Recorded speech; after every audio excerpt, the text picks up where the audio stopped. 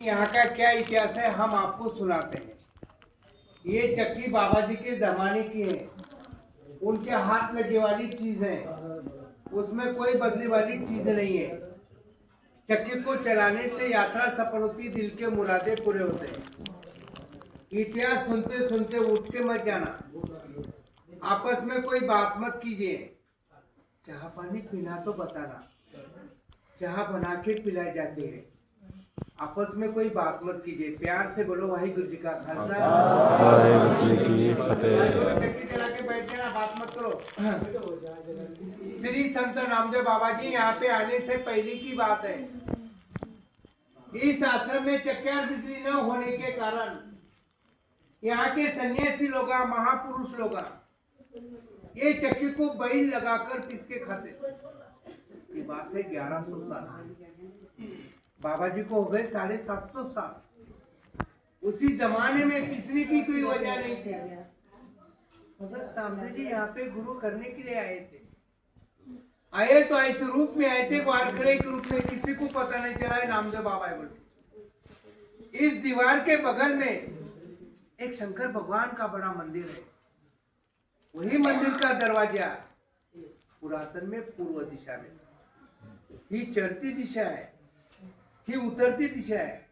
वो मंदिर की उम्र है 5,500-6 हजार की उम्र है। श्री कृष्ण भगवान जी के अवतार में मंदिर बनने वाला है। जैसे अपन जमीन पे खड़े, वैसा मंदिर जमीन पे खड़ा है। नीचे से न्यूज को फाउंडेशन मंदिर को नहीं है, देखने के लायक मंदिर है। पूरा मंदिर देख के जाइए। ऑल इंडिया में ऐसा मंदिर कहाँ बनने वाला भी नहीं है। पांचों पांडवों में से उनका बड़ा भाई धर्मराज, उन्होंने यहाँ पे एक संकल्प छोड़ा था कि मुझे मेरा राज मिलने के बाद पूरा मंदिर में सोने का बना दूंगा। श्री कृष्ण भगवान जी ने कह दिया, आगे कलयुग लगने वाला है, कलयुग में पत्थर नहीं रखेंगे तो सोना कौन रखेगा। जितनी सोने की कीमत है उतनी पत्थर को लगाओ। इस वजह से पत्थर का मंदिर बनने वाला है। तो जब बाबा जी आके पूर्व दिशा के दरवाजे के सामने खड़े होकर भजन कीर्तन सुना रहे, उस समय यहाँ का मेला था, महाशिवरात्रि का दिन था। लाखों संगत दर्शन के लिए आई थी, तो बाबा जी के पास जाकर रुक गई थी। रुकने के कारण वहां के पुजारी लोगों को, पंडित लोगों का अच्छा नहीं लगा। बाबा जी को कहने लगे, कहां से आए हो? छोटे जात के वो नीच जात। मंदिर में आने की इजाजत किसने दी? आपको मंदिर में रुकना नहीं, मंदिर के पीछे जाके खड़े हो जाए।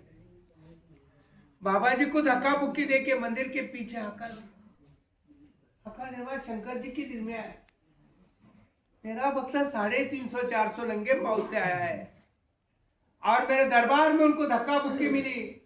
इस वजह से बड़ा मंदिर ऑटोमेटिक उनके भक्ति से पूर्व दिशा से पश्चिम दिशा घूम गया। बाबा जी के भक्ति में इतनी ताकत थी, एक ही पत्थर का मंदिर घूम गया। वो मंदिर की कहावत हर ग्रंथ में लिखी गई है, गुरु ग्रंथ साहिब में लिखी है, जो जो नामा हरगुन उतरे भगत जनों का देवरा फिरे। यही कहावत गुरु ग्रंथ साहिब में लिखी। वो मंदिर घुमाने के बाद शंकर जी नामदेव बाबा को कहते हैं, नामदेव आपको क्या चाहिए? बोले भगवान मुझे कुछ नहीं चाहिए, मुझे धक्का बुक्की मिली इसका मुझे दुख नहीं है, लेकिन मेरे गरीब लोगों का बहुत अन्याय उनकी तरफ देख। शंकर जी ने चारों तरफ नजर घुमाई।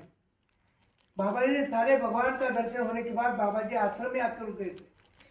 चक्की पे देख लिया, सन्यासी लोग आप इसकी कैसे खाते हो रहे थे। उनके दिल में भावना उत्पादन, मेरे हाथों से कुछ सेवा होना चाहिए। बैल को पिसने नहीं जा रहा था, संगत ज्यादा बढ़ गई थी, संगत बुकी जा रही थी।